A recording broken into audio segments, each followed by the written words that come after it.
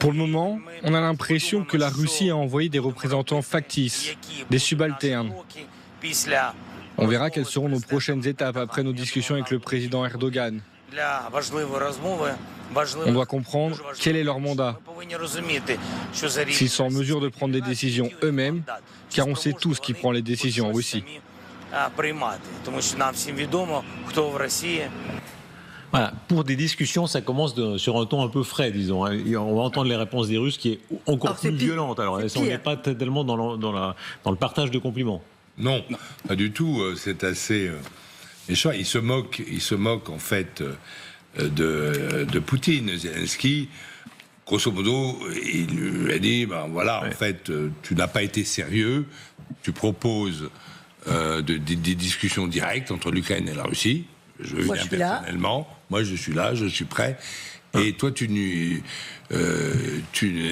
pas là et tu envoies des subalternes. Là, la critique est féroce parce que ce ne sont pas tout à fait des subalternes non plus. Si vous voulez. Lavrov lui a renvoyé la politesse. On va voir ça. Oui, on va voir ça. Ce ne sont pas des subalternes, mais effectivement, vous le dites très bien.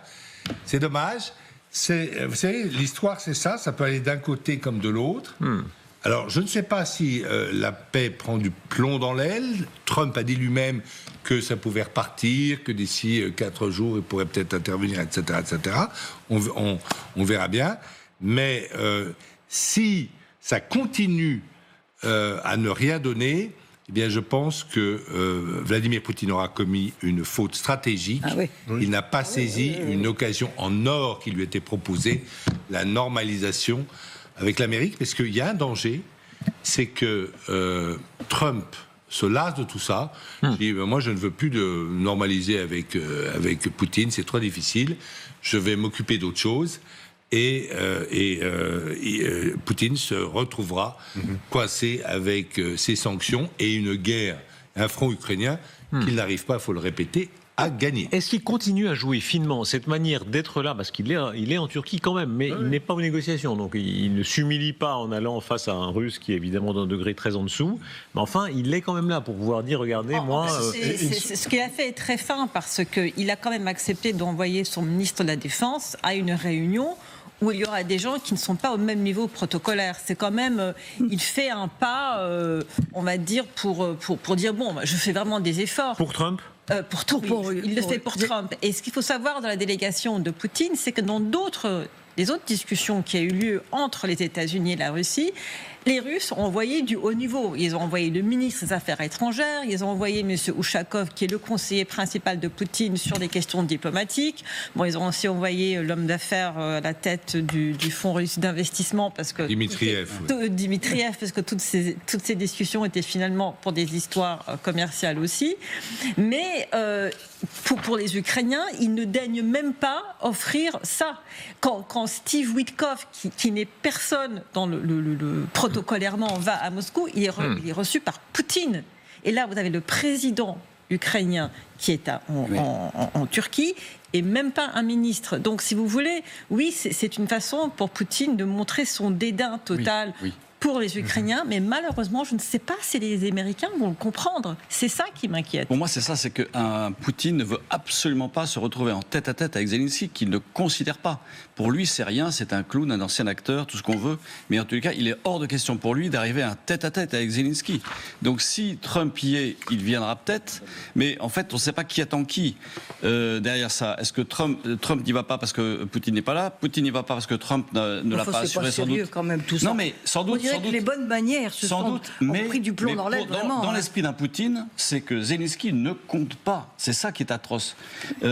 Alors que, comme vous l'avez souligné, Samantha Banal l'a souligné, de fait, les Américains, lorsqu'ils se déplacent, vont voir Poutine qu'ils le reçoivent.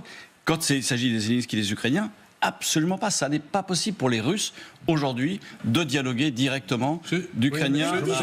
Si c'est pas pour détourner l'attention que Trump a des saillies comme ça sur le 9 mai, etc.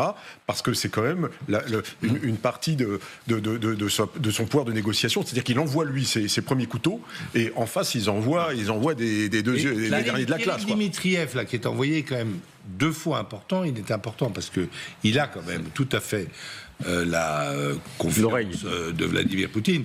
il est au niveau de Yermak, hein, il est tout à fait proche de Poutine. Et il a un deuxième avantage, parce qu'il y aura Marco Rubio, il y aura des Américains qui sont là. Il parle anglais parfaitement, puisqu'il est diplômé d'Harvard et qu'il a travaillé même à la banque Goldman Sachs. Donc Kirill Dmitriev, l'envoi de Kirill Dmitriev, dont vous avez parlé, Samantha, aux négociations, montre quand même que le Kremlin prend les choses pas Peskov, c'est un signe politique fort quand même. Et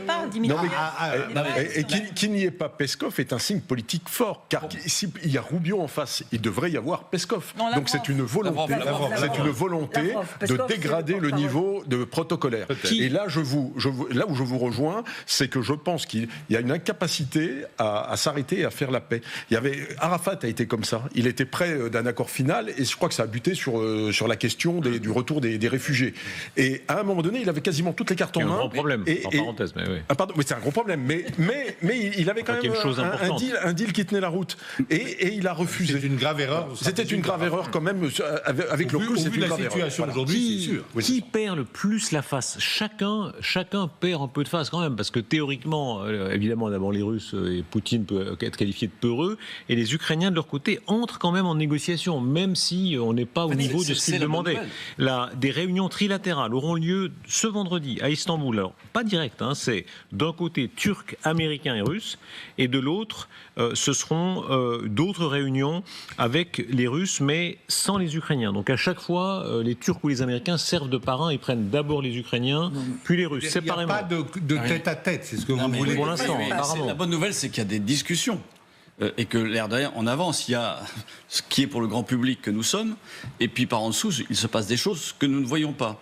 Et de mon point de vue, l'intérêt de cette chose-là, c'est qu'il y a discussion et qu'on avance petit à petit. Alors, pas aussi bien qu'on le souhaiterait, pas de la manière dont on le souhaiterait, sans doute. Mais pas de la manière dont l'a proposé Poutine. Oui, c'est possible. Poutine c'est vrai. a parlé de conversation directe. Mais ce sera intéressant de voir qui sera dans les réunions avec les Ukrainiens et les Russes. Parce que si c'est Steve Witkoff avec les Ukrainiens, Steve Witkoff avec les Russes et qui se dialogue avec les Ukrainiens, il n'y aura pas le contact qu'il faut. Il faut que Witkoff soit en face des Ukrainiens pour que les Ukrainiens puissent lui parler. Parce que c'est Witkoff qui a l'oreille. Oui, vous avez raison. Écoutez, de quelle façon, évidemment, les journalistes, beaucoup de journalistes, et les Ukrainiens au premier chef, mais beaucoup de journalistes disent est-ce que Poutine a eu peur ? Il joue un peu avec cette idée-là. La réponse, ou plutôt la non-réponse de Medinsky, l'envoyé russe. Zelensky a qualifié votre délégation d'imposture. Que répondez-vous ? Voilà, réponse, bref, un peu fuyante. Mais évidemment, les Ukrainiens... Je voudrais vous signaler quelque chose que des amis diplomates m'ont signalé.